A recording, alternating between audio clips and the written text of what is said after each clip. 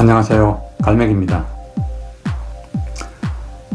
오늘은 캐나다의 주택 매매 절차와 가격 결정 메커니즘에 대해서 알아보겠습니다. 여기 매도자와 매수자가 있습니다. 한국은 싸움은 말리고 흥정은 붙이랬다고 이렇게 매도자 매수자를 한자리에 모여서 같이 이제 내고를 하게 되는데요. 캐나다에서는 정상으로 거래가 진행이 되면은 매도자와 매수자 또는 매도자 에이전트와 매수자 에이전트가 같이 만날 일이 거의 없습니다. 그리고 한국하고 조금 다른 점은 한국은 리얼터들이 각자 도생으로 이렇게 움직이는데 캐나다에서는 반드시 회사에 소속이 되어서 일을 하도록 되어 있고 그 회사들은 부동산 그 각 도시 단위의 부동산 협회에 소속이 되어서 관리 감독을 받습니다. 그럼 실제적인 절차에 들어가서 매도자가 MLS에 매물을 올리게 되면은 매수 희망자는 MLS를 검색해보고 이제 오파를 내게 되는데요.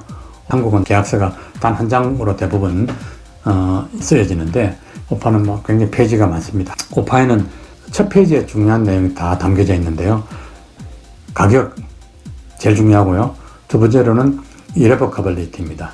오파 희망자들은 언제까지 답을 달라 하는 시한을 매도자에게 주게 됩니다. 통상적으로 24시간이고요. 매도자는 가급적이면 시간을 길게 받고 싶어 하지요.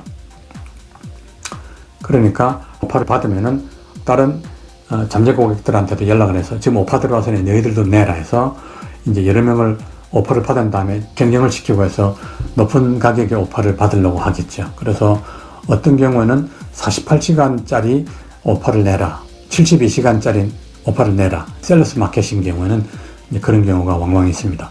그 다음에는 completion date, closing date입니다.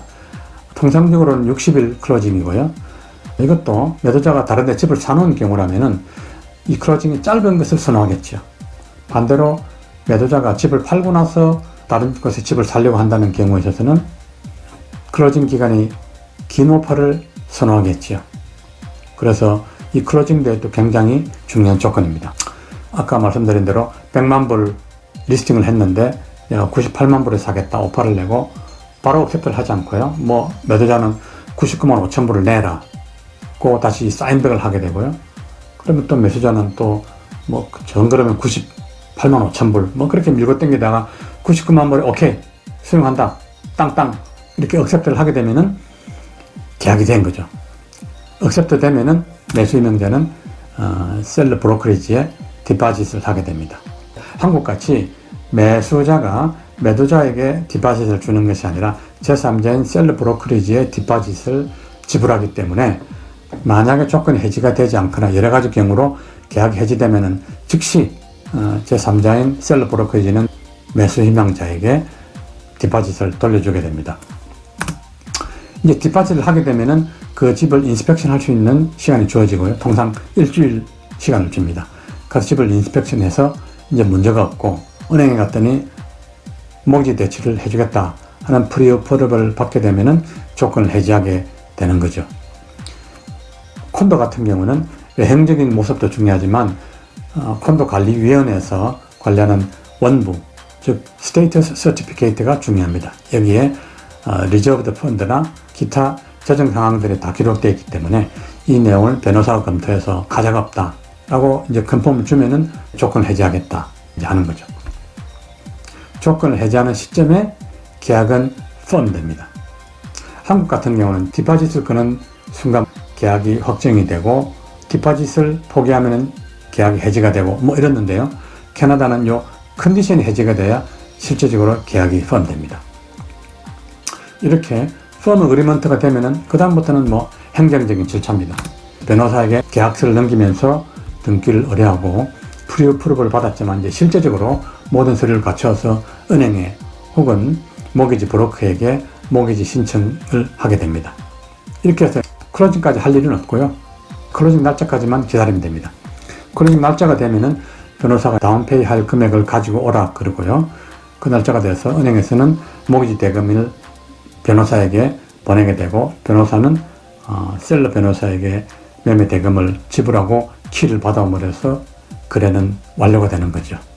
그 다음에 셀러 입장에서는 셀러 변호사로부터 대금을 받음으로써 매도자로서의 권리는 끝나는 거죠.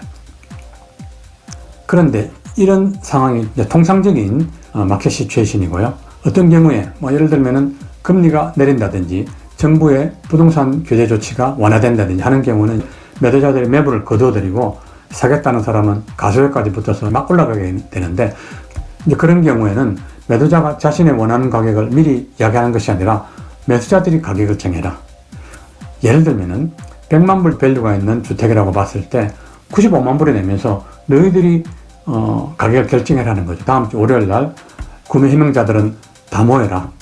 그래서 너희들이 원하는 가격과 조건을 써내라. 이렇게 하게 됩니다. 그렇게 해서 여러 개를 오퍼를 받았는데 그중에 제일 높은 가격에 또 클로징 날짜도 내가 원하는 날짜에 오퍼를 선택을 해서 억셉트를 했습니다. 그런데 문제는 그렇게 하고 난 뒤에 그 다음날 매수자가 생각해 보니까 내가 너무 비싸게 주고 산 것 같아. 그래서 디파짓을 안 하거나 혹은 디파짓 했는데 인스펙션 하면서 점점점 내가 너무 비싸게 산 것 같아. 그래서 인스펙션에서 문제가 없더라도 그냥 내가 싫어 해서 조건을 해지 안 하면은 그 억셉트된 계약은 없던 걸로 되고 디파짓은 돌려줘야 되는 거죠.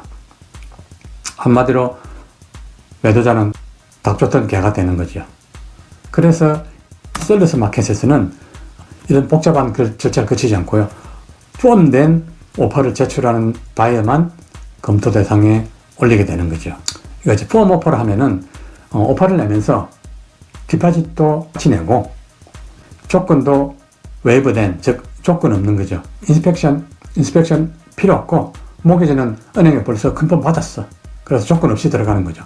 이런 경우는 셀러가 인스펙션 레포트를 미리 준비해 놓기도 하고요. 콘도인 경우는 스테이터스 서티피케이트를 미리 준비해 놓고 있죠. 셀러스 마켓은 얼마나 많은 매수 희망자들이 몰리느냐에 따라서 상황은 달라집니다.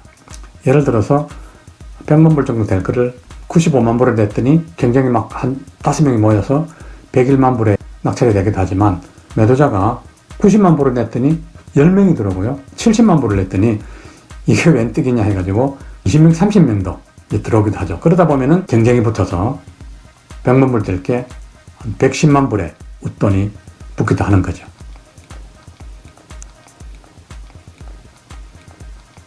입찰을 진행하다 보면은 불공정한 경우도 있는데요. 예를 들어 다음 주 월요일 날 입찰을 한다 해놓고 사람들이 많이 몰릴 것 같으니까 자기 친구 에이전트가 가지고 온 오퍼를 입찰하기 전에 억셉트를 해버릴 수 있습니다. 다음 주 월요일 높은 가격 부르려고 준비까지 다 해놨는데 매수 희망자들이 닥쳤던 개가 되는 거죠. 또 매도자도 금전적인 손실을 보게 되는 거고요. 그래서 그런 경우를 방지하기 위해서 입찰 매물을 올릴 때는 이 프리엠티브 오퍼, 즉 입찰 날짜 전에 마음에 드는 오퍼가 있으면 받겠다, 받을 수 있다 라고 공지를 하든지 아니면은 나는 프리엠티브 오퍼를 받지 않겠다, 입찰 당일에 온 오퍼들만 검토하겠다, 미리 선언을 해야 됩니다. 그래서 프리엠티브 오퍼가 가능한 경우에는 입찰까지 안 기다리고 미리 100만 불에 나왔지만은 나는 105만 불에 2달 클로징을 해서 오퍼를 써내면은 빼하게 셀러가 검토를 해서 마음에 들면 선택하면 되고 아니면 안 하면 되는 거죠. 이렇게 해서 입찰이 마무리되면은 그 뒤에 절차는 바이어스 마켓이나 똑같습니다. 그래서 오늘 끝으로 드리고 싶은 말씀은 캐나다에서 집을 살 때는 그냥 내가 돈 가지고 골라 잡아서 아무거나 내가 돈이 있다고 해서 아무 집이나 골라서 살 수 있는 게 아닙니다. 시장에 대한 상황 파악이 되어야 되고요. 나의 기대치에 대한 설정이 분명해야 됩니다. 좋은 주택이 좋은 가격에 나와도 내가 준비가 되어 있지 않으면은 그 매물을 잡을 수가 없고요. 그 집에 대한 적절한 오퍼를 제시할 수가 없습니다. 상승장, 즉 셀러스 마켓 같은 시츄에이션은요, 한 달 정도 판단이 느리면은 몇만 불씩 더 주고 사야 되는 경우가 발생하고요. 일반적인 경우, 즉 바이어스 마켓인 경우에도 급매물이 나타났을 때 상황 파악이 되어 있지 않으면은 좋은 가격에 나온 급매물을 빠른 판단에서는 잡을 수가 없습니다. 그래서 견적필살, 군대용어인데요. 좋은 매물이 나타났을 때 정확한 판단력으로 오퍼를 제출할 수 있어야 됩니다. 이상으로 캐나다 주택 매매 절차와 가격 결정 메커니즘에 대해서 정리해 보았습니다. 다음 편에는 한국과 그 의무와 절차가 상당히 다른 디파짓에 대해서 정리해보는 시간을 가지도록 하겠습니다. 감사합니다. 굿바이.